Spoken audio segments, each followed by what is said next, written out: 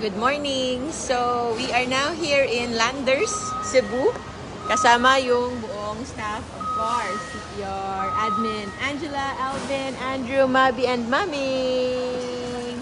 And since it's our last day here, last day na ngayon, and we will eat here, breakfast, before we go and travel.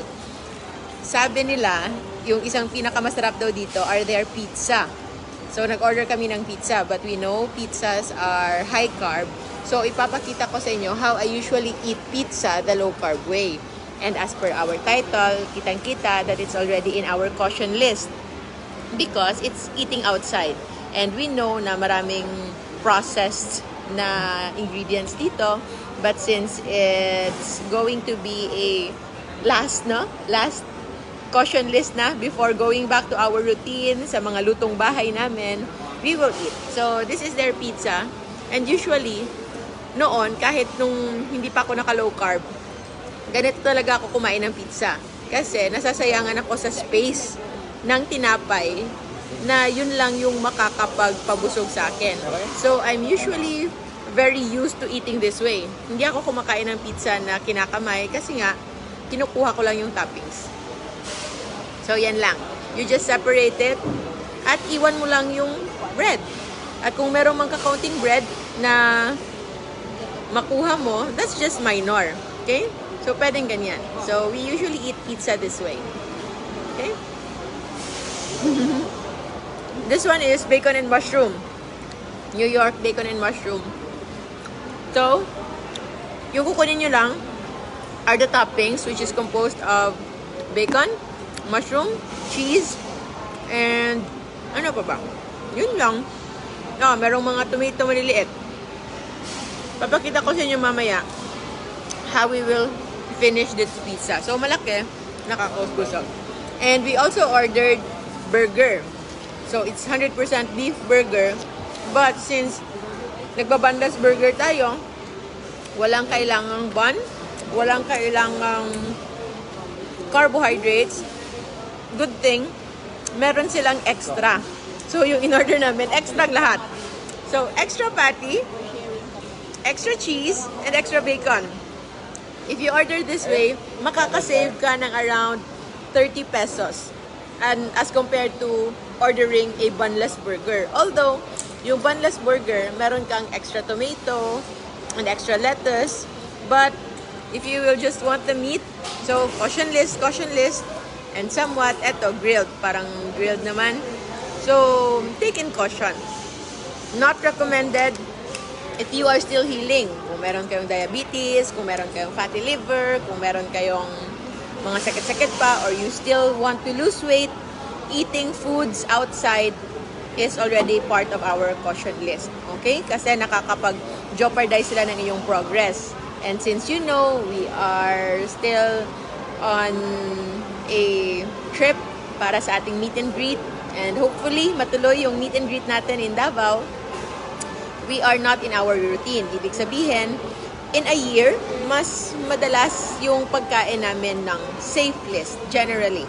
So, wag bababa sa 80% of the time na naka-safe ka.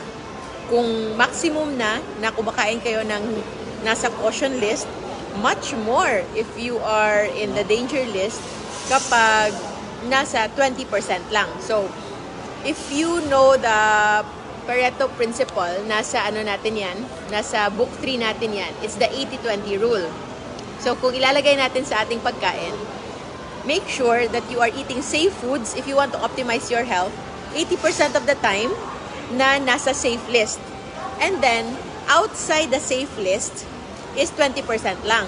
And out of that 20%, dapat maximum na 20% lang doon yung danger list. So, 80% of the 20%, yun lang yung parang allowable mo na caution list. So, 80% would be 16%. So, in a year or in 100 days, try to target a minimum of 80 days na naka-safe list. Maximum na yung caution list na nasa 16 days. At yung pinaka-maximum na, if you can even lower it down to 4%, of the days or 4 days out of 100 days na nakakakain ka ng danger list. So that is how we try to maximize yung pagkain natin using the Pareto principle. And also, another caution list here, but no extra carbs. So much would be the chicken.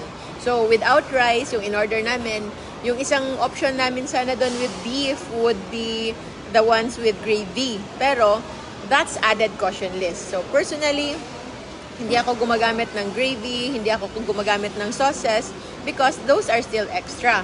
Yung nagkamali lang ako sa pagbili right now would be the water. Kasi dapat doon ako sa grocery bumili. But hindi ako nakabili, so I have to buy the more expensive one na sa kanilang cafe. And I also need to buy soda, but yung ice lang yung kailangan ko dito. So it's just the ice at tsaka they are controlling the glass kasi, the cup. So since I cannot eat directly without intake of water or kahit little fluid before eating, since it's still my first meal. Actually, breakfast namin to. So, it's breakfast in Landers without oatmeal, without pandesal, without kanin. Kasi nga, kayang-kaya lang kahit without it. So, yon, we are going to eat now. And as for dessert, I bought yogurt here from the grocery. And also, asan yung ano ko dito? Frozen strawberries. So, 1 kilo, 219 lang, no? 219. So, at least meron kaming dessert mamaya. Frozen berries and just yogurt na plain Greek yogurt. So, yung net carbs nasa 6 gram net carbs lang per 100 ml. So, maraming salamat for those of you who are watching and are sending stars. So, kakain na muna kami. Thank you and I hope you get to learn a little. Kung matrap man kayo sa situation that you are in a restaurant, kasama yung pamilya, or in a certain group na you have no choice but to eat, at least you can be mindful and make sure na more often than not, yung regular days mo talaga is more on the safe list and hindi masyadong kumakain ng nasa caution list. Make the caution list as an exemption rather than the rule. And as for me, I think this is going to be my OMAD, 1 meal a day. One way to counter also the effects of the inflammatory foods na hindi natin makontrol, the foods that are still adding toxins sa katawan natin from time to time, no matter how much we control it, is to also counter it with fasting. That's why with low carb, hindi pwedeng low carb alone. Dapat may fasting talaga. And as per degree of fasting, hindi naman kailangang sobrang tagal. Hindi nga required yung extended fasting. So kahit 12 hours lang of fasting, that can already improve you, especially if hindi pa talaga kayo nakagawa ng fasting. But as for us, who is already so used with fasting, then fasting for 16, 18, 20 hours a day is medyo okay lang. Madali lang siya for us.